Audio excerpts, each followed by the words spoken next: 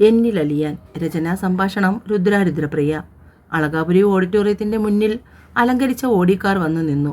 ഫോട്ടോഗ്രാഫർമാരും ക്യാമറാമാൻമാരും flash light ഓണാക്കിക്കൊണ്ട് കാറിൻ്റെ അടുത്തേക്ക് നടന്നു ചെന്നു. അലങ്കരിച്ച കാറിനുള്ളിൽ നിന്നും തേജസ് വർമ്മ പുറത്തേക്കിറങ്ങി. ഗ്രീൻലാൻഡ് കൺസ്ട്രക്ഷൻ്റെ ഉടമ.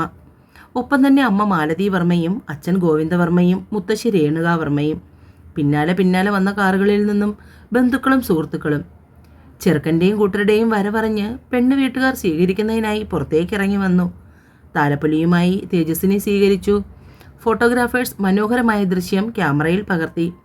മണ്ഡപത്തിലിരുന്ന സകലരുടെയും കണ്ണ് തേജസ്സിലായിരുന്നു.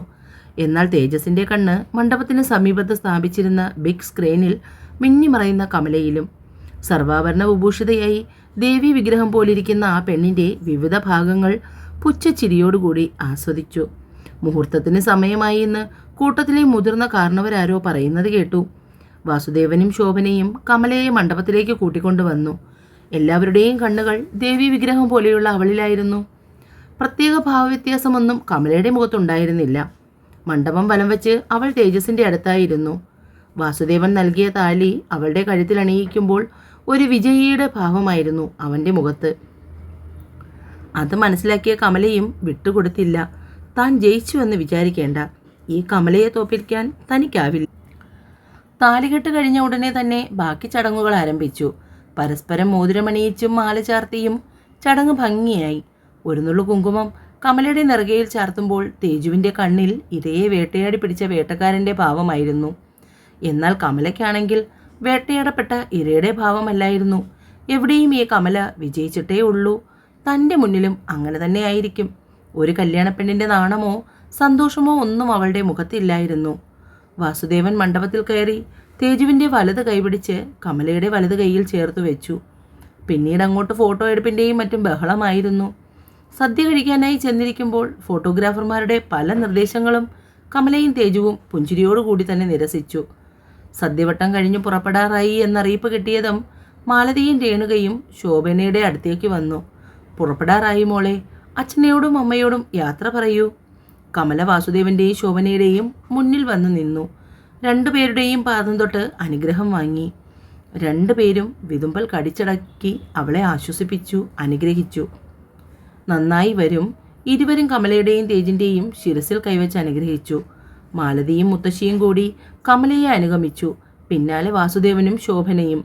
പുറപ്പെടാൻ കാറിൽ കയറാൻ നേരം ശോഭന പൊട്ടിക്കരച്ചിലോടെ കമലയെ കെട്ടിപ്പുണർന്നു. നിറഞ്ഞ കണ്ണുനീർ പീലിക്കുള്ളിൽ ഒളിപ്പിച്ചു കമല. കരയില്ല എന്ന നിശ്ചയദാർഢ്യത്തിൽ.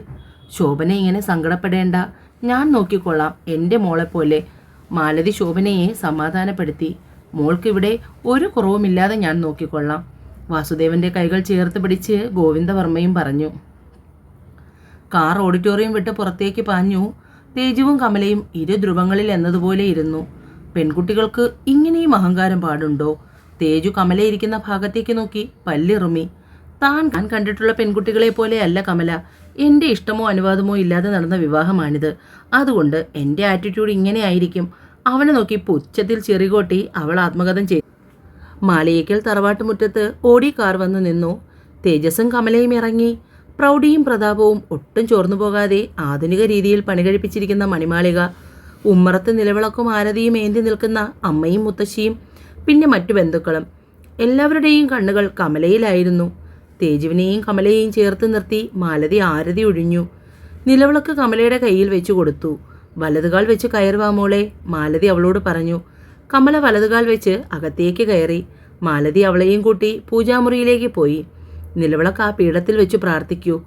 അവൾക്ക് പ്രാർത്ഥിക്കുന്നതിനായി ഒന്നുമില്ലായിരുന്നു. എങ്കിൽ പോലും മാലതി പറഞ്ഞതുകൊണ്ട് മാത്രം അവൾ കണ്ണുകൾ ഇറക്കി അടച്ചു പ്രാർത്ഥിച്ചു. പൂജാമുറിയിൽ നിന്നിറങ്ങി വരുന്ന മാലതിയെയും കമലയെയും രേണുക നോക്കി. വർഷങ്ങൾക്ക് മുമ്പ് മാലതിയെ നിലവിളക്കുമായി സ്വീകരിച്ചത് അവരുടെ ഓർമ്മയിൽ മിഴിവോടെ തിളങ്ങി നിന്നു. ഇന്ന് അവരുടെ മകൻ്റെ ഭാര്യയെ സ്വീകരിക്കുന്ന അതിമനോഹരമായ കാഴ്ച കണ്ട് അവരുടെ മനസ്സും നിറഞ്ഞു. ബന്ധുക്കൾ കമലയുടെ ചുറ്റും കൂടിയതും രേണുക അവിടേക്ക് വന്നു. നിങ്ങളെല്ലാവരും കൂടി കൂട്ടം കൂടി ആ കൊച്ചിനെ ശ്വാസം മുട്ടിക്കേണ്ട. അവൾ ഇവിടെ തന്നെ ഉണ്ടല്ലോ. പിന്നെ സാവകാശം എല്ലാവരെയും പരിചയപ്പെടും. മോൾ ആദ്യമൊന്ന് ഫ്രഷായി വിശ്രമിക്കട്ടെ. ഗായത്രി, തേജുവിൻ്റെ മുറിയിലേക്ക് കമലമോളെ കൂട്ടിക്കോ. കൂടെ നിൽക്കുന്നവരിൽ നിന്നൊരു പെൺകുട്ടി കമലയുടെ അടുത്തേക്ക് വന്ന് അവളെയും കൂട്ടി മുകളിലേക്ക് പോയി. തറവാട് വീട് പഴമ ചോർന്നു പോകാത്ത രീതിയിൽ ഭംഗിയായി പണിത ഇരുനില വീട്. മുകളിലത്തെ നിലയിൽ കയറുമ്പോൾ ആദ്യം കാണുന്നത് ഒരു ആട്ടുതൊട്ടിലാണ്. അതിനോട് ചേർന്ന് വലിയൊരു മുറിയും. ഇതാണ് തേജേട്ടൻ്റെ മുറി. ഏട്ടത്തി അതിനുള്ളിൽ കയറിക്കോളൂ. മുത്തശ്ശിയും അമ്മായിയും അല്ലാതെ ആ മുറിയിലേക്ക് ആരും കയറുന്നത് ഇഷ്ടമല്ല ഏട്ടന്. അപ്പോഴേക്കും മാലതി മുകളിലേക്ക് വന്നു. ഇന്നിനി അതൊന്നും നോക്കാൻ നിൽക്കണ്ട, മോള് കൂടി ഏട്ടത്തിയെ സഹായിക്ക്, ഇതൊക്കെ ഒന്ന് അഴിച്ചു മാറ്റാൻ. ഇല്ലമ്മായി, തേജേട്ടൻ എങ്ങാനും കണ്ടുകൊണ്ട് വന്നാൽ എന്നെ വഴക്കു പറയും. ഈ വീട്ടിലെ ഒരു മുറിയിൽ കയറുന്നതിന് അങ്ങനെ പ്രത്യേകിച്ച് വഴക്കു പറയേണ്ട കാര്യമെന്താ? ഗായത്രി വരൂ, എനിക്ക് വല്ലാതെ ശ്വാസം മുട്ടുന്നു. ഇതൊക്കെ ഒന്ന് അഴിച്ചു മാറ്റി ഫ്രഷ് ആവണം. ചെല്ലുമോളെ, അവൻ എന്തെങ്കിലും ചോദിക്കുന്നെങ്കിൽ അമ്മായി പറഞ്ഞുകൊള്ളാം. മടിയോടുകൂടി ഗായത്രി റൂമിനുള്ളിലേക്ക് കയറി. പുതിയൊരു കളിപ്പാട്ടം കാണുന്ന ഭാവത്തോടെ അവൾ ആ മുറി ആകെ ഒന്ന് നോക്കി. വലിയൊരു റൂമിന് നടുവിനായി ബെഡ്, അതിനടുത്തായി ചെറിയൊരു ടേബിൾ ലാമ്പും വാച്ചും, തൊട്ടടുത്തായി മാറി നിലക്കണ്ണാടിയും അതിൽ നിറയെ വിവിധതരം ബോഡി സ്പ്രേയും വാച്ച് ഇതൊക്കെ വെച്ചിരിക്കുന്നു. ബേബി പിങ്ക് നിറത്തിൽ കർട്ടൻ ആ റൂമിന് ഭംഗി കൂട്ടുന്നു. ഫുള്ളി എയർ കണ്ടീഷനാണ് റൂം. നീ ഇതെന്ത് നോക്കി നിൽക്കുകയാ കുട്ടി? മോളെ ഒന്ന് സഹായിക്കൂ, ഈ വച്ചുകെട്ടലൊക്കെ ഇളക്കി മാറ്റട്ടെ. മാലതിയും ഗായത്രിയും കൂടി ഒരു വിധത്തിൽ കമലയുടെ ആഭരണങ്ങളും തലയിൽ വെച്ച് കെട്ടലും ഒക്കെ അഴിച്ചു മാറ്റി. ആഭരണങ്ങളെല്ലാം മോള് തന്നെ എടുത്ത് സൂക്ഷിച്ച് അലമാരയിൽ വയ്ക്കൂ. ഫ്രഷായി വരുമ്പോൾ ഇടാനുള്ള ഡ്രസ്സെല്ലാം ആ ഡ്രോയറിൽ കാണും. എന്നാൽ ഞാൻ താഴേക്ക് ചെല്ലട്ടെ, എന്തെങ്കിലും അത്യാവശ്യം ഉണ്ടെങ്കിൽ മോള് താഴേക്ക് വന്നാൽ മതി. ഗായത്രിയും മാലതിയും റൂമിൽ നിന്നും പുറത്തേക്ക് ഇറങ്ങിയതും കമല ഡോർ ലോക്ക് ചെയ്തു. ഓർണമെന്റ്സ് എല്ലാം ബെഡിൽ അഴിച്ചിട്ട പാടെ അങ്ങനെ തന്നെയുണ്ട്. കല്യാണസാരി അഴിച്ച് ബെഡിലിട്ടു. ടവലെടുത്ത് കയ്യിൽ പിടിച്ച് നിൽക്കുമ്പോൾ പുറത്തു ഡോറിൽ മുട്ടുന്ന ഒച്ച കേട്ടു. അത് കാര്യമാക്കാതെ വാഷ്റൂമിലേക്ക് പോകാൻ നീങ്ങുമ്പോൾ വീണ്ടും മുട്ടുന്നു. ഇത്തവണ കുറച്ച് ദേഷ്യത്തിലാണ്. ഒന്ന് ആലോചിച്ചു, തുറക്കണോ അതോ വേണ്ടയോ? പിന്നെ വാതിൽ തുറന്നു. എൻ്റെ റൂമിൽ കയറി ഡോർ ലോക്ക് ചെയ്യാൻ നിന്നോടാരാ പറഞ്ഞത്? പൊട്ടിത്തെറിക്കുമാറ് ചോദിച്ചുകൊണ്ട് തേജു കമലയെ നോക്കി. പറഞ്ഞു കഴിഞ്ഞാണ് തേജസ് കമലയെ ശ്രദ്ധിക്കുന്നത്. അണ്ടർസ്കർട്ടും ബ്ലൗസും മാത്രമാണ് വേഷം. തോളിലൊരു ടവലുണ്ട്. സ്വർണ്ണ നിറമാണ് അവളുടെ ശരീരം. മെറൂൺ കളർ ബ്ലൗസ് ഉടലളവുകൾ കൃത്യമായി എടുത്തു കാട്ടുന്നുണ്ട്. അത്രയും ആയപ്പോൾ അവൻ വേഗം നോട്ടം മാറ്റി. അവനെ മൈൻഡ് ചെയ്യാതെ കമല വാഷ്റൂമിന് നേരെ നടന്നു. എന്നാൽ ഒട്ടും പ്രതീക്ഷിക്കാതെ അവളുടെ കയ്യിൽ നിന്നും തേജു ടവൽ പിടിച്ചു വാങ്ങി. എൻ്റെ സാധനങ്ങൾ മറ്റൊരാൾ ഉപയോഗിക്കുന്നത് എനിക്കിഷ്ടമല്ല. തേജുവിൻ്റെ ആ പ്രവൃത്തി കമലയ്ക്ക് ഒട്ടും തന്നെ ഇഷ്ടമായില്ല. അല്ലെങ്കിലും മറ്റൊരാൾ ഉപയോഗിച്ച സാധനങ്ങൾ കമല ഉപയോഗിക്കാറില്ല. ഇതെൻ്റെ ടവലാണ്. അവൾ അവൻ്റെ കയ്യിൽ നിന്നും ടവൽ പിടിച്ചു വാങ്ങി വാഷ്റൂമിൽ കയറി. പിന്നെ റൂമിൽ നിങ്ങളെപ്പോലെ എനിക്കും തുല്യ അധികാരമുണ്ട്. അതുകൊണ്ട് ഒരുപാട് ഭരണം വേണ്ട. നിനക്കറിയില്ല എന്നെ നിങ്ങൾക്കും അറിയില്ല. അവൾ വെട്ടിത്തിരിഞ്ഞതും തേജസ് ദേഷ്യത്തിൽ ബെഡിലിരുന്നു. കമല അത് ശ്രദ്ധിക്കാതെ വാഷ്റൂമിലേക്ക് കയറി. കട്ടിലിൽ വാരി വലിച്ചിട്ടിരിക്കുന്ന സാരിയിൽ കണ്ണുടക്കിയതും അവൻ ദേഷ്യം കൊണ്ട് വിറഞ്ഞു. അപ്പോഴേക്കും കമല കുളി കഴിഞ്ഞിറങ്ങി. ബ്ലാക്ക് പലാസയും യെല്ലോ ടീഷർട്ടും. ബെഡിലിരുന്ന തേജുവിനെ ഒന്ന് നോക്കുക പോലും ചെയ്യാതെ അവൾ ബെഡിലിരുന്ന സ്വർണമെടുത്ത് അലമാരയിൽ വെച്ചു. സാരി എടുത്ത് ഹാങ് ചെയ്തു. തലയിൽ കെട്ടിയിരുന്ന ടവലെടുത്ത് ബെഡിൻ്റെ ഓരത്തായി വിരിച്ചിട്ടു. ബെഡിൽ നനഞ്ഞ വസ്ത്രങ്ങൾ വിരിച്ചിടുന്നത് എനിക്കിഷ്ടമുള്ള കാര്യമല്ല. ഈ ടവൽ ഇവിടെ സൈഡിലല്ലേ? അതിനെന്താ? ബെഡിലല്ലല്ലോ. എന്നോട് തർക്കിക്കാൻ നിൽക്കാതെ അതെടുത്ത് മാറ്റാൻ നോക്ക്. തേജുവിൻ്റെ ശബ്ദം ഉയർന്നതും അവൾ ടവൽ കയ്യിലെടുത്തു. അപ്പോഴേക്കും ആരോ ഡോറിൽ മുട്ടി. എന്താ തേജു, എന്തിനാ ഇത്രയും ഒച്ച? ബെഡിൻ്റെ അടുത്തായി നിൽക്കുന്ന കമലയെ നോക്കി. ഞാൻ ഈ ടവൽ ഇവിടെ ഇട്ടതിനാണ് ആൻറ്റി. കയ്യിൽ ടവലുമായി നിൽക്കുന്ന കമലയുടെ അടുത്തേക്ക് മാലതി വന്നു. മോൾ എന്നെ അമ്മയെന്ന് വിളിച്ചാൽ മതി. തേജുവിന് മുറിയിൽ നനവിടുന്നത് ഇഷ്ടമല്ല. മോളത് കാര്യമാക്കേണ്ട. അവൾക്ക് അറിയാഞ്ഞിട്ടല്ലേ തേജു എവിടെയാ ഇടേണ്ടതെന്ന് പറഞ്ഞു കൊടുക്കണ്ടേ നീ? മോളതിങ്ങിതാ, അമ്മ അയയിലിടാം. അവർ മുറിയുടെ സൈഡിലുള്ള ഒരു ഡോർ ഓപ്പൺ ചെയ്തു. ഒരു ചെറിയ സിറ്റ് ഔട്ട്, ഫുൾ ഗ്ലാസ്. അത്യാവശ്യം തുണികൾ വിരിച്ചിടാൻ കഴിയും. പുറത്തുനിന്ന് നോക്കുന്നവർക്ക് കാണാൻ കഴിയില്ല. ഇവിടെ ഇട്ടാൽ മതി കേട്ടോ. മോളെ താഴേക്ക് വിളിക്കുന്നു അച്ചമ്മ. ഞാൻ വരാം അമ്മേ. അവൾക്ക് മണ്ഡപത്തിൽ വെച്ച് കണ്ടപ്പോൾ തന്നെ അവരോടൊരിഷ്ടം തോന്നിയിരുന്നു. അതുകൊണ്ട് തന്നെ അവൾ വേഗം മാലതിക്കൊപ്പം താഴേക്ക് പോയി. താഴേക്ക് ചെല്ലുമ്പോൾ അവളെയും കാത്ത് കുറച്ച് ആൾക്കാരുണ്ടായിരുന്നു. ആഹാ, മോൾ വന്നോ? നിന്നെ കാണാനും പരിചയപ്പെടാനുമാണ് ഇവിടെ ഇവരിയ്ക്കുന്നത്. മുത്തശ്ശി സ്നേഹത്തോടുകൂടി അവളെ തൻ്റെ അരികിലേക്ക് ചേർത്ത് നിർത്തി. ഇന്ന് റിസപ്ഷൻ വെക്കാത്തത് എന്തുകൊണ്ടും നന്നായി അല്ലേ മാലതി? വിവാഹവും അതിൻ്റെ ഒരുക്കങ്ങളും ഒക്കെയായി എത്ര ദിവസം കൊണ്ട് ഓട്ടത്തിലാ. അതിനിടയിൽ റിസപ്ഷൻ കൂടിയാകുമ്പോൾ കുട്ടികൾ രണ്ടുപേരും തളരും. എന്തായാലും ഒരാഴ്ച കഴിഞ്ഞ് റിസപ്ഷൻ വെച്ചത് എന്തുകൊണ്ടും നന്നായി. അതുവരെ അവർക്കൊരു റിലാക്സേഷൻ കിട്ടുമല്ലോ. മുത്തശ്ശിയുടെ വാക്കുകൾ കേട്ടപ്പോൾ അവൾ അവരെ തന്നെ സൂക്ഷിച്ചു നോക്കി. മുത്തശ്ശി എന്തു ഭംഗിയായിട്ടാണ് സംസാരിക്കുന്നത്. ആഹാ, അതാണോ മോൾ ഇങ്ങനെ മുത്തശ്ശിയെ തന്നെ നോക്കുന്നത്? മുത്തശ്ശി പഴയ ഡിഗ്രിക്കാരിയാണ്. ആണോ മുത്തശ്ശി? മോളെന്നെ മുത്തശ്ശിന്ന് വിളിക്കണ്ട. തേജു വിളിക്കുന്നത് പോലെ അച്ചമ്മയെന്ന് വിളിച്ചാൽ മതി. അതാ എനിക്കിഷ്ടം. പിന്നെന്താ, അച്ചമ്മയുടെ ഇഷ്ടം പോലെ തന്നെ നടക്കട്ടെ. പിന്നെ മോളുടെ പഠിത്തം കഴിഞ്ഞതല്ലേ, ഇനി എന്താ പ്ലാൻ? അതൊക്കെ പതിയെ തീരുമാനിക്കണം അച്ചമ്മേ. എനിക്ക് അച്ചമ്മയോട് അല്പം സംസാരിക്കാനുണ്ട്. ഒരു കാര്യം ചെയ്യാം, ഞാൻ മോളുമായി എൻ്റെ റൂമിലിരിക്കാം മാലതി. നീ ഇവർക്ക് കുടിക്കാൻ എന്തെങ്കിലും കൊടുക്കൂ. രാധയോടും കൂടി പറ. അച്ചമ്മയുടെ പിന്നാലെ കമല ചെന്നു. മുറിയിൽ കയറിയതും അച്ചമ്മ വാതിൽ ലോക്ക് ചെയ്തു. കമലയുമായി ബെഡിലിരുന്നു. എന്താ മോൾക്ക് പറയുവാനുള്ളത്? അതച്ചമ്മേ, എനിക്ക് ഇഷ്ടമില്ലാതെയാണ് ഈ വിവാഹം നടത്തിയത്. അച്ചമ്മയുടെ മുഖത്ത് പ്രത്യേകിച്ച് ഭാവവ്യത്യാസം ഒന്നും തോന്നിയില്ല. അച്ചമ്മ എന്താ ഞാൻ പറയുന്നത് കേട്ടിട്ട് ഞെട്ടാത്തത്? ഞാൻ എങ്ങനെ ഞെട്ടും? ഇവിടെ തേജുവിൻ്റെ ഇഷ്ടം നോക്കാതെയായിരുന്നു ഈ വിവാഹം. അപ്പോൾ ശരിക്കും ഞെട്ടിയത് കമലയായിരുന്നു. അവളുടെ മുഖം കണ്ടപ്പോൾ അച്ചമ്മയ്ക്ക് ചിരി വന്നു. ഈ തറവാട്ടിലെ ഒരേ ഒരു അവകാശിയാണ് തേജു. അവനൊരു വിവാഹം കഴിച്ച് കാണണമെന്ന് ഞങ്ങൾ ആഗ്രഹിച്ചു. എന്നാൽ വിദേശത്ത് പഠിച്ചു വളർന്നതുകൊണ്ട് തേജുവിന് ഈ കുടുംബ ബന്ധങ്ങളുടെ കെട്ടുറപ്പിനെക്കുറിച്ച് അറിയില്ല. എൻ്റെ കാലം കഴിയുന്നതിനു മുമ്പ് അവനൊരു കുടുംബമുണ്ടായി കാണാൻ ഞാൻ ആഗ്രഹിച്ചു. അങ്ങനെ ഇരിക്കുമ്പോഴാണ് ഒരിക്കൽ അവിചാരിതമായി മോളെ ഞാൻ കാണാനിടയായത്. എന്നെ മുത്തശ്ശി ഇതിനു മുമ്പ് കണ്ടിട്ടുണ്ടോ? ഒരിക്കൽ ഞാനും മാലതിയും അമ്പലത്തിൽ വരുമ്പോൾ മോൾ അമ്മയെ അമ്പലത്തിൽ ഇറക്കുന്നു. അമ്മ മോളെ അമ്പലത്തിലേക്ക് വരാൻ നിർബന്ധിക്കുമ്പോൾ മോൾ അതിൽ നിന്നും ഒഴിഞ്ഞു മാറുന്നു. അമ്പലത്തിൽ വരാതിരിക്കുന്നതിനായി മോൾ അമ്മയോട് നിരത്തുന്ന ന്യായീകരണങ്ങൾ കേട്ടപ്പോൾ എനിക്കും മാലതിക്കും ചിരിയാണ് വന്നത്. ഇവിടെ തേജുവിനെ അമ്പലത്തിൽ പോകാൻ വിളിക്കുമ്പോൾ അവൻ പറയുന്ന അതേ ഡയലോഗ്. മോളെ തന്നെ മാലതി നോക്കി നിൽക്കുന്നത് കണ്ടപ്പോൾ ഞാൻ കളിയായിട്ടാണ് അവളോട് ചോദിച്ചത്, ഈ പെൺകുട്ടി നമ്മുടെ തേജുവിൻ്റെ പെണ്ണായി വന്നിരുന്നെങ്കിൽ എന്ന്. അങ്ങനെ ദൂരത്തു നിന്ന് മാലതി മോളുടെ ഒരു ഫോട്ടോ എടുത്തു. പിന്നീട് ഇവിടെ തേജുവിന് വിവാഹാലോചിച്ചു വന്ന ഒരു ബ്രോക്കറെ കാണിച്ചു. മോളുടെ ഡീറ്റെയിൽസ് എല്ലാം തപ്പിയെടുക്കാൻ പറഞ്ഞു. അയാൾക്ക് ചിക്കിലി കിട്ടുന്ന കാര്യമായതുകൊണ്ട് തന്നെ 3-4 ദിവസങ്ങൾക്കകം മോളുടെ എല്ലാ ഡീറ്റെയിൽസും അയാൾ തപ്പിപ്പിറക്കി കൊണ്ടുവന്നു. വിവരങ്ങളൊക്കെ അറിഞ്ഞു കഴിഞ്ഞപ്പോഴാണ് ഞങ്ങൾക്ക് എല്ലാവർക്കും പൂർണ്ണ സമ്മതമായി. അന്ന് എനിക്ക് തോന്നി നിങ്ങൾ തമ്മിൽ ചേർന്നെങ്കിലെന്ന്. എൻ്റെ ആ തോന്നൽ വെറുതെ ആയിരുന്നില്ല. ഭഗവാൻ കഴിഞ്ഞ ജന്മത്തിൽ ചേർത്ത് വെച്ചതായിരിക്കണം നിങ്ങളെ തമ്മിൽ. അതുകൊണ്ടല്ലേ ഈ ജന്മത്തിൽ നിങ്ങൾ തമ്മിൽ ചേരണമെന്ന് മുത്തശ്ശിക്ക് തോന്നിയത്. അതെന്തായാലും ഒരു വല്ലാത്ത തോന്നലായിപ്പോയി അച്ചമ്മേ.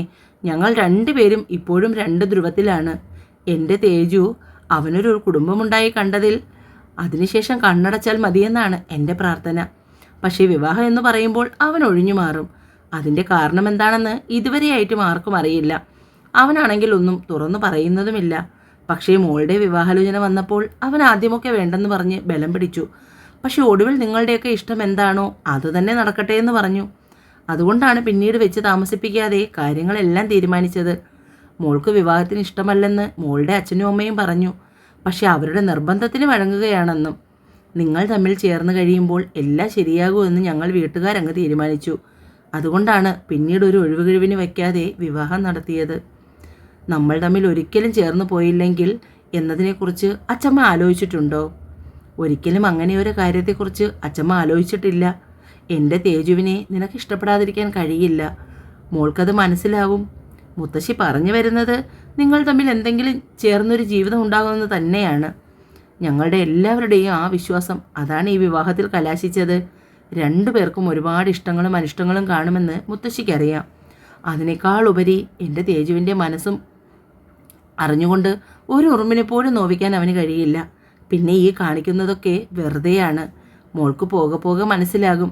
ഇവിടെ ആരും മോളുടെ ഒരു സ്വാതന്ത്ര്യത്തിനും തടസ്സം നിൽക്കില്ല. എൻ്റെ മാലതി നിനക്കൊരു നല്ല അമ്മയായിരിക്കും. എന്നാൽ ഒരു കാര്യം ചെയ്യ്, മോള് പോയി റെസ്റ്റ് എടുക്ക്. നിന്നെ ഒന്ന് കാണണമെന്ന് ആഗ്രഹമുണ്ടായിരുന്നു. അതുകൊണ്ടാണ് മാലതിയെ കൊണ്ട് വിളിപ്പിച്ചത്. റിസപ്ഷൻ ഒന്നും വേണ്ടെന്ന് ഞാൻ തന്നെയാണ് പറഞ്ഞത്. അങ്ങനെ എന്തെങ്കിലും വേണമെങ്കിൽ നമുക്ക് പിന്നീട് ഒരു ദിവസമാക്കാം അതിൻ്റെ ഫംഗ്ഷൻ. ഇപ്പോൾ മോൾ പൊയ്ക്കോ. മാലതി. മുത്തശ്ശി നീട്ടി വിളിച്ചതും മാലതി മുറിയിലേക്ക് വന്നു. എന്താ അമ്മേ? വിരുന്നുകാരൊക്കെ പോയോ? എല്ലാവരും പോയി അമ്മേ. കുട്ടികളെങ്കിൽ റെസ്റ്റ് എടുക്കട്ടെ. രാവിലെ തൊട്ട് ഒരുങ്ങി കെട്ടി നിൽക്കുന്നതല്ലേ. മോൾ പൊയ്ക്കോ. കമല അച്ചമ്മയുടെ മുറിയിൽ നിന്നും ഇറങ്ങി മുകളിലേക്ക് പോയി. ഒളിഞ്ഞും തെളിഞ്ഞും നിന്ന് അവളെ നോക്കുന്ന ബന്ധുക്കളെ എല്ലാം നോക്കി ഒന്ന് പുഞ്ചിരിക്കാനും അവൾ മറന്നില്ല. ആ വീടും ചുറ്റുപാടുമൊക്കെ അവൾക്ക് വല്ലാതെ ഇഷ്ടപ്പെട്ടു. മാലതിയുടെ മുഖത്തെ വിഷമം കണ്ട് അച്ചമ്മ അവളെ സമാധാനപ്പെടുത്തി. നിന്റെ ഈ സങ്കടം എന്തിനാണെന്ന് എനിക്ക് നല്ലവണ്ണം അറിയാം മാലതി. ഇഷ്ടമില്ലാതെ ഒന്നായവരാണവർ. അതുകൊണ്ട് ചടങ്ങുകൾക്കൊന്നും ആ കുട്ടിയെ ബുദ്ധിമുട്ടിക്കേണ്ട. വിവാഹമെന്ന് പറയുന്നത് രണ്ട് വ്യക്തികളുടെ മനസ്സുകൾ തമ്മിലുള്ള ചേർച്ചയും കൂടിയാണ്. ചേർച്ച ഇപ്പോൾ എന്തായാലും അവർ തമ്മിലില്ല. അതെല്ലാം ഉണ്ടാകുമ്പോൾ അവർ തമ്മിൽ ആദ്യ രാത്രി ആഘോഷിച്ചു കൊള്ളും. അന്ന് നീ ഒരു അമ്മയുടെ ചുമതല കൃത്യമായി ചെയ്താൽ മതി. അവർക്ക് തമ്മിൽ പരസ്പരം മനസ്സിലാക്കാൻ നമുക്ക് അവസരം കൊടുക്കാം. ഒരു കാര്യം നീ പ്രത്യേകം ശ്രദ്ധിക്കണം. മറ്റൊരു വീട്ടിൽ നിന്നും വന്ന കുട്ടിയാണ്. അവളുടെ ഇഷ്ടങ്ങൾ എന്താണെന്ന് ചോദിച്ചറിഞ്ഞ് ആവുന്നതുപോലെ ചെയ്തു കൊടുക്കണം. അമ്മയുടെ കുറവ് അവൾ അറിയരുത്. നീ അത് അറിയിക്കില്ലെന്ന് എനിക്കറിയാം. എങ്കിലും പറഞ്ഞുവെന്നേ ഉള്ളൂ. അവനെ എനിക്ക് കാണണം മാലതി. തേജു, അവനെ നീ ഒന്ന് വിളിക്ക്. അവനോടും കൂടി ഒന്ന് സംസാരിക്കണം. കമല മുറിയിൽ തിരികെ എത്തുമ്പോൾ തേജു ഫ്രഷായി ഇറങ്ങി. വെളുത്ത ജുബ്ബയും പാൻറ്റുമാണ് വേഷം. കണ്ണാടിയുടെ മുന്നിൽ നിന്നും മുടി ചീകി ഒതുക്കി ജൽതേച്ച് സെറ്റാക്കി പെർഫ്യൂം കഴുത്തിന് പിന്നിലടിച്ചു. തിരിഞ്ഞതും അവനെ തുറച്ചു നോക്കി നിൽക്കുന്നു കമല. അവളെ കടന്നു പോകാൻ തുടങ്ങിയ ജിത്തിൻ്റെ മുന്നിലേക്ക് കയറി അവൾ തടസ്സം നിന്നു. ഇതെവിടേക്കാ? ചുരിദാറുമിട്ട് ഒരു ഷോളിൻ്റെ കുറവ് കൂടിയുണ്ട്. അതും കൂടി ഉണ്ടെങ്കിൽ ഉഷാറായേനെ. ചിറി കൂട്ടിക്കൊണ്ട് കമല ജിത്തിനെ കളിയാക്കി. നിർത്തടി, ഞാൻ ആരാണെന്ന് നിനക്ക് അറിയിച്ചു തരാൻ സമയമായിട്ടില്ല. അയ്യോ, ആ സമയം ഒന്ന് പറഞ്ഞു തരണേ. ഞാനും ഇവിടെ കാത്തിരിക്കാം. അച്ചമ്മ പറഞ്ഞത് ഈ കൊച്ചുമോൻ ആൾ പാവമാണെന്നാണല്ലോ. പക്ഷേ എനിക്ക് കണ്ടിട്ട് അത്രയ്ക്ക് പാവമാണെന്നൊന്നും തോന്നുന്നില്ല. ചവിട്ടിത്തുള്ളി തേജു പുറത്തേക്ക് പോയതും കമല ബെഡിലേക്ക് വീണു. അത്രയും മോശമൊന്നുമല്ല അച്ചമ്മയുടെ തേജു. നോക്കാം ഏതുവരെ പോകുമെന്ന്. ക്ഷീണം കാരണം അവൾ ഉറങ്ങിപ്പോയി. കാൽപാദത്തിൽ തണുപ്പ് തട്ടിയപ്പോൾ അച്ചമ്മ കണ്ണു തുറന്നു. വന്നോ അച്ചമ്മയുടെ കണ്ണാ? രേണുക കണ്ണു തുറന്ന് പുഞ്ചിരിയോടെ നോക്കി. ജിത്തു അച്ചമ്മയെ താങ്ങി എഴുന്നേൽപ്പിച്ചു. എന്തിനാ അച്ചമ്മ എന്നെ അന്വേഷിച്ചത്? ബുദ്ധിമുട്ടായോ ജിത്താ? ഇല്ല അച്ചമ്മേ, അച്ചമ്മയുടെ അടുത്ത് വരുന്നത് എനിക്ക് എന്തിനാ ബുദ്ധിമുട്ട്? അച്ചമ്മ ആ കുട്ടിയെ കണ്ടു. കമല മോളെ, അതൊരു പാവാണ് മോളെ. നിന്റെ ശുണ്ടി അതിനോട് കാട്ടണ്ട. ഓ, അതിനിടയിൽ അച്ചമ്മയെ കറക്കിയെടുത്തു. സാമർത്ഥ്യക്കാരിയാണ് മനസ്സിൽ പറഞ്ഞു ജിത്ത്. നീ എന്താടാ ആലോചിക്കുന്നേ? ഒന്നുമില്ല അച്ചമ്മേ, ഞാൻ വെറുതെ ഓരോന്നോർത്തിരുന്നതാ. അച്ചമ്മയുടെ കുട്ടി ഞാൻ പറയുന്നത് കേൾക്കുമോ? അവളൊരു പാവമാണ്. കുഞ്ഞുനാളിലെ അച്ഛനും അമ്മയും നഷ്ടപ്പെട്ടവൾ. ചെറിയച്ഛനും ചെറിയമ്മയുമാണ് അവളെ വളർത്തിയത്. ആവശ്യത്തിൽ കൂടുതൽ ലാളിച്ചാണ് അവളെ വളർത്തിയത്. അതിൻ്റെ ചില എടുത്തുചാട്ടം ഒഴിച്ചാൽ അവളൊരു പാവമാണ് മോനെ. എനിക്കിതെല്ലാം അറിയാമല്ലോ അച്ചമ്മേ, പിന്നെന്താ? എന്നാലും ഞാൻ ഓർമ്മിപ്പിച്ചെന്നേ ഉള്ളൂ മോനെ. ഈ ചാട്ടവും ബഹളവുമേ ഉള്ളൂ. അവൾ അത്രയ്ക്ക് പാവമൊന്നുമല്ല, അതെനിക്കറിയാം. നീയും അത്രയ്ക്ക് പാവമൊന്നുമല്ല, അത് അച്ചമ്മയ്ക്കറിയാം. ആഹാ, അച്ചമ്മ ഇപ്പോൾ അവളുടെ സൈഡായോ? അവൻ പരിഭവം പറഞ്ഞു. ഞാൻ ആരുടെയും സൈഡല്ല, ഞാൻ നിങ്ങളുടെ രണ്ടുപേരുടെയും സൈഡാണ്. ശോഭനയും ആകെ തളർന്ന അവസ്ഥയിലായിരുന്നു. ഇന്നലെ വരെ വീട്ടിലുണ്ടായിരുന്ന കിൽക്കാൻപെട്ടി പോലെ സംസാരിച്ചു കൊണ്ടിരുന്നവൾ മറ്റൊരു വീട്ടിലേക്ക് യാത്രയായി എന്നത് ഓർക്കാൻ പോലും കഴിയാതെയായി. വാസുദേവനും ശോഭനയ്ക്കും വിവാഹം കഴിഞ്ഞ് മക്കളില്ലാതെ 3 വർഷക്കാലം കഴിഞ്ഞു. 2 പേർക്കും മക്കളില്ലെങ്കിലും വാസുദേവൻ്റെ ചേട്ടൻ വാമദേവൻ്റെയും സീതയുടെയും മകൾ കമലയെയാണ് ലാളിച്ചിരുന്നത്. വാസുദേവൻ്റെയും വാമദേവൻ്റെയും വീടുകൾ അടുത്തടുത്താണ്. വാമദേവനും സീതയും സ്വന്തമായി ബിസിനസ് ചെയ്യുന്നു. നല്ല രീതിയിൽ ഉയർന്നു വന്ന ബിസിനസ്. പക്ഷേ അവരുടെ സ്വർഗതുല്യമായ ജീവിതം ഈശ്വരന്മാർക്ക് പോലും അസൂയ തോന്നിക്കാണും. വിധി ആക്സിഡൻറ്റിൻ്റെ രൂപത്തിൽ കവർന്നെടുത്തപ്പോൾ ബാക്കിയായത് കമലയായിരുന്നു. 3 വയസ്സ് പ്രായമുള്ള മോളെ അന്നു മുതൽ നെഞ്ചോട് ചേർത്ത് പിടിച്ച് തുടങ്ങിയതാണ്. ബിസിനസ്സിലുള്ള എതിരാളികൾ മനഃപൂർവ്വം അപകടപ്പെടുത്തിയതാണെന്ന് ചിലർ. എന്നാൽ അതൊരു ആക്സിഡൻറ്റ് തന്നെയായിരുന്നു എന്ന് ചിലർ. വാസുവേട്ടാ, നമുക്കിനി കേസിനും പുക്കാറിനും ഒന്നും പോകണ്ട. മോളെയും കൊണ്ട് ഇവിടുന്ന് മാറി നമ്മുടെ വില്ലയിൽ പോകാം. അവിടെ താമസിക്കാം. അതാകുമ്പോൾ അവളെ അടുത്തുള്ള ഡേ കെയറിലാക്കാം. ശോഭന പറയുന്നത് ശരിയാണെന്ന് വാസുദേവനും തോന്നി. പ്രശ്നത്തിൻ്റെയും വഴക്കിൻ്റെയും പുറകെ പോയി തനിക്കും കൂടി എന്തെങ്കിലും സംഭവിച്ചാൽ ശോഭനയും മോളും ഒറ്റയ്ക്കായി പോകും. മരിക്കാൻ നേരത്ത് പോലും വാമദേവൻ പറഞ്ഞത് കുഞ്ഞിനെ പൊന്നുപോലെ നോക്കണമെന്നായിരുന്നു. കുഞ്ഞിനെയും കൊണ്ടങ്ങനെ വില്ലയിലേക്ക് മാറി താമസമായതാണ്. കമലമോൾ വളർന്നു വരുന്തോറും എല്ലാ കാര്യങ്ങളും അവളെ അറിയിച്ചു. അങ്ങനെ തന്നെയാണ് വളർത്തിയത്. സ്വന്തം അച്ഛനും അമ്മയുമല്ല, ചെറിയച്ഛനും ചെറിയമ്മയുമാണെങ്കിലും അച്ഛ അമ്മ എന്ന് തന്നെയാണ് അവൾ വിളിച്ചു വളർന്നത്.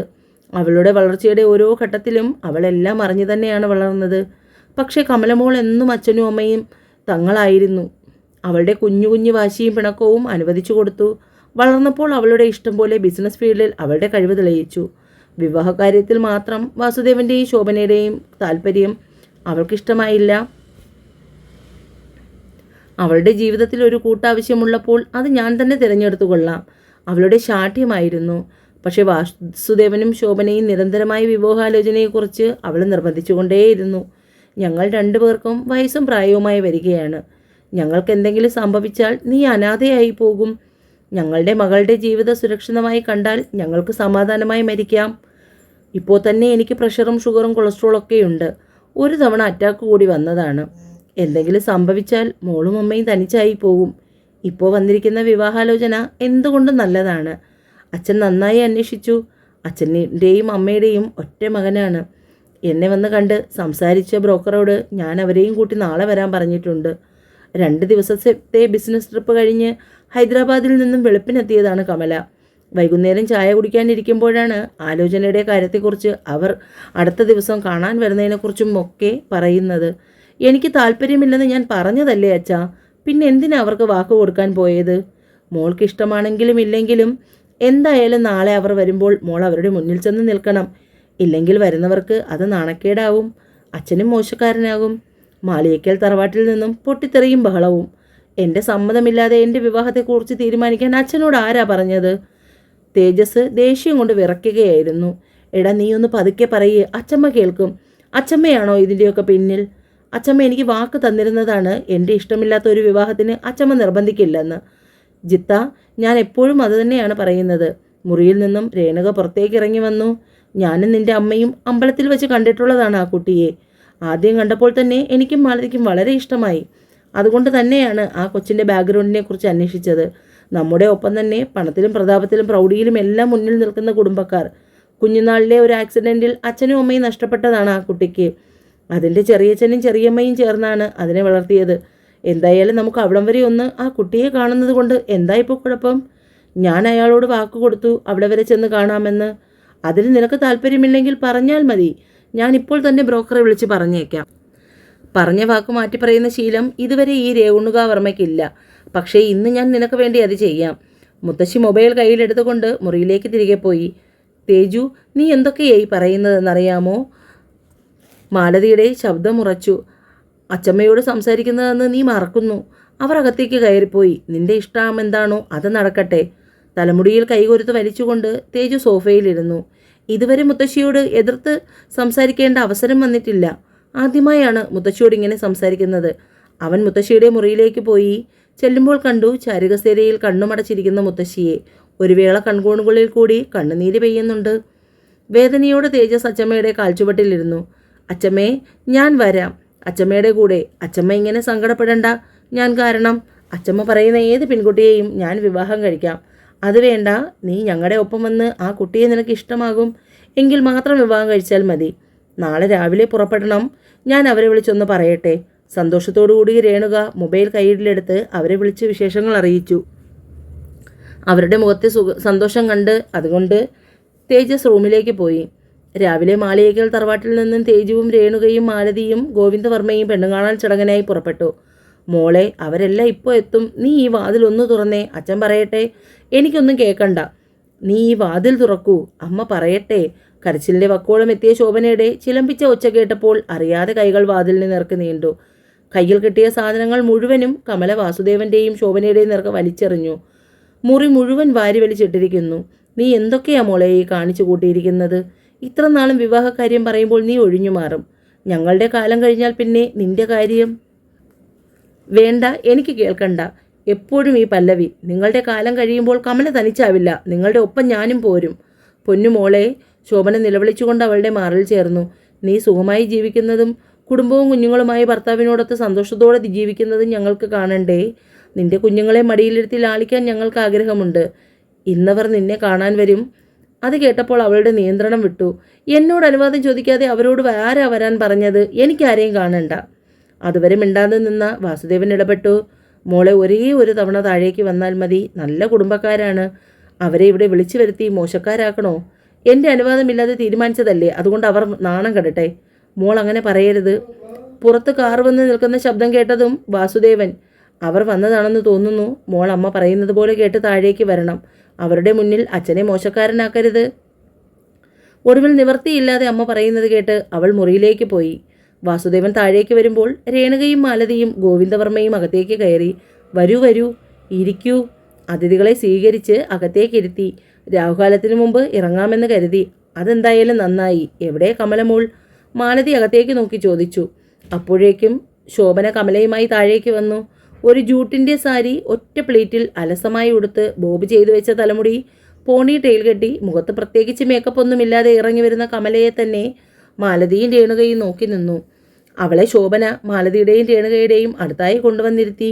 നിങ്ങൾ എന്തെങ്കിലുമൊക്കെ സംസാരിക്കൂ, ഞാൻ കുടിക്കാൻ എടുക്കാം. ശോഭന കിച്ചണിലേക്ക് പോകുമ്പോൾ മോൾ ആദ്യമായിട്ടാണോ സാരി ഉടുക്കുന്നത്? ചിരിയോടുകൂടിയാണ് രേണുക അത് ചോദിച്ചത്. ഇതിൻ്റെ ഒന്നും ആവശ്യമില്ലായിരുന്നല്ലോ. മോൾക്ക് ഇഷ്ടപ്പെട്ട ഏതെങ്കിലും ഒരു വസ്ത്രം ധരിച്ചാൽ മതിയായിരുന്നു. സാരമില്ല മുത്തശ്ശി, ഇങ്ങനെയൊക്കെ വേണമെന്ന് അമ്മ പറഞ്ഞു. എന്തായാലും ഒരു പെണ്ണുകാണൽ ചടങ്ങല്ലേ, അപ്പോൾ പിന്നെ ഒട്ടും കുറയ്ക്കണ്ടെന്ന് കരുതി. അവളുടെ ഒഴിഞ്ഞുകിടക്കുന്ന കഴുത്തും കൈയും മാലതി നോക്കിയിരുന്നു. ഇപ്പോഴത്തെ കുട്ടികൾക്കൊന്നും ആഭരണത്തോട് ഒരു ഭ്രമവുമില്ല. മോൾക്കും അതില്ലെന്ന് ഈ കഴുത്തും കാതും കണ്ടപ്പോൾ മനസ്സിലായി. അവൾ അതിനും ചെറുതായി പുഞ്ചിരിച്ചു. ചിരിക്കുമ്പോൾ അവളുടെ കവിളുകളിൽ വിരിയുന്ന നുണക്കുഴിയുടെ ഭംഗി അവളുടെ ചന്തത്തിന് മാറ്റുകൂട്ടി. ഇപ്പോൾ ബിസിനസ് ഫീൽഡിലാണല്ലേ? ഗോവിന്ദവർമ്മയുടേതായിരുന്നു ചോദ്യം. അതേ അങ്കിൾ, എനിക്കിഷ്ടമാണ് ഈ ഫീൽഡിൽ. കോമ്പറ്റീഷൻ ഉള്ളപ്പോൾ മാത്രമേ നമുക്ക് കൂടുതൽ അച്ചീവ് ചെയ്യാൻ കഴിയൂ. റിസ്ക് എടുത്താൽ മാത്രമേ വിജയിക്കാൻ കഴിയൂ. അവരുടെ സംഭാഷണം മുഴുവൻ തേജസ് കേട്ടുകൊണ്ടിരിക്കുകയായിരുന്നു. ചക്കിക്കൊത്ത ചങ്കരൻ. ഇപ്പോൾ മനസ്സിലായോ മാലതി? രേണുക മാലതിയുടെ ചെവിയിൽ പറഞ്ഞു.